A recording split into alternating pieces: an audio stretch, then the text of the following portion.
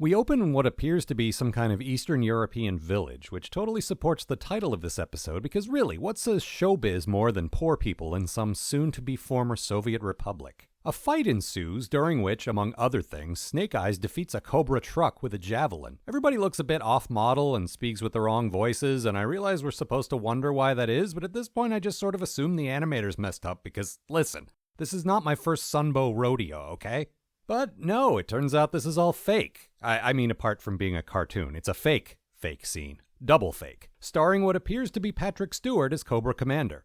Maybe not my first choice, but I bet he could pull it off. Personally, I'd have cast him as Destro. Then we get our first look at the guys making this movie, and boy, strap in for some scathing Hollywood satire, children. Meanwhile, at Cobra HQ, we get a sort of hint at what Cobra Commander looks like under his mask, or at least solid confirmation that he has a hideous face. Commander, your hood, put it on. It takes a strong stomach to watch me eat, doesn't it, Destro? No spoilers, but I've seen the G.I. Joe movie, and the real answer is not what you think. Unless you've also seen the G.I. Joe movie, or spoken to someone who has, or looked up Cobra Commander on Wikipedia. But surely there's somebody out there watching these in order who doesn't know what Cobra Commander's real face looks like, so let's not ruin it for them, alright? Anyway, Destro informs the commander that a Cobra fire bat was captured. Not by G.I. Joe, but by that movie production we saw a minute ago, somehow? Cobra Commander summons Zartan and his dreadnoks wherever they may be. England, they're in England, which, if you've heard any of them speak for more than 3 seconds, should not come as a surprise.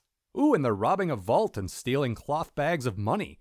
Very classy. Cobra Commander orders them to drop the $1 million they're currently stealing and offers them $4 million to infiltrate the movie set. Except they already cut through the vault and actually have the bags in their hands. The hard part is done. And I mean, even if the hard part is actually running away from the cops, they've already committed enough of a crime that they have to do that anyway. Can't they just keep this money? No time, apparently! A bunch of Joes show up at the movie set, I guess as consultants, and Shipwreck harasses some poor woman at the airport. And not a moment too soon. That sailor's driving me crazy.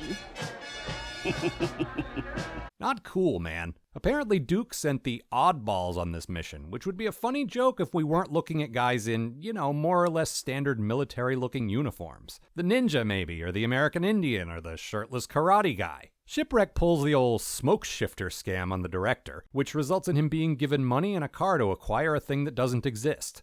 I didn't make too much of a big deal out of the way they just sort of casually recruited him to the team a while back, but I'm starting to think that a little military discipline might be in order for this, military team.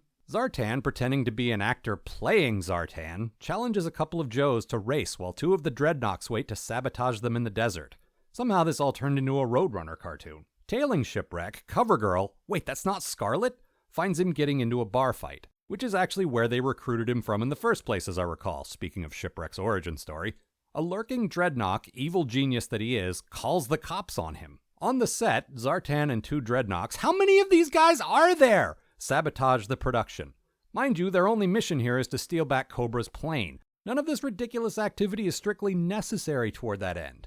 Naturally, the director is thrilled by all of this realistic action, because he's not concerned for anyone's safety. After being bailed out of jail, Shipwreck steals one of the production's Cobra flight pods for reasons.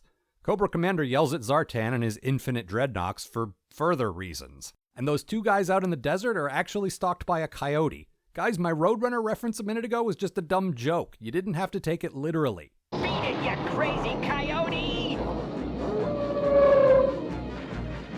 Meep, meep. Okay, so at least it's intentional. That was actually kind of legitimately funny. Then a seriously contrived set of circumstances happen that result in Shipwreck landing unconscious in the pilot seat of the Firebat, and Zartan sending the thing back to Cobra HQ on autopilot. The Cobras haul him out of the thing and finally answer that old question about what you do with a drunken sailor early in the morning. Weirdly, they don't put him anywhere with anyone's daughter.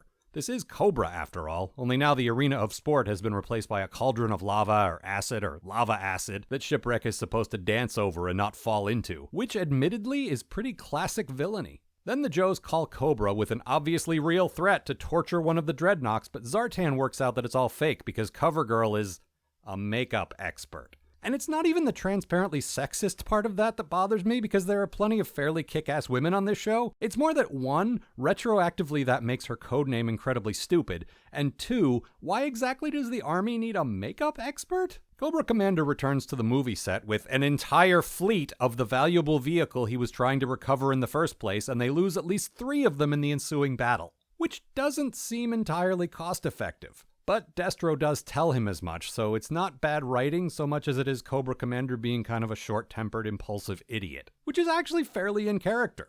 You saved me. I saved a customer. Oh my god, you two, just kiss already.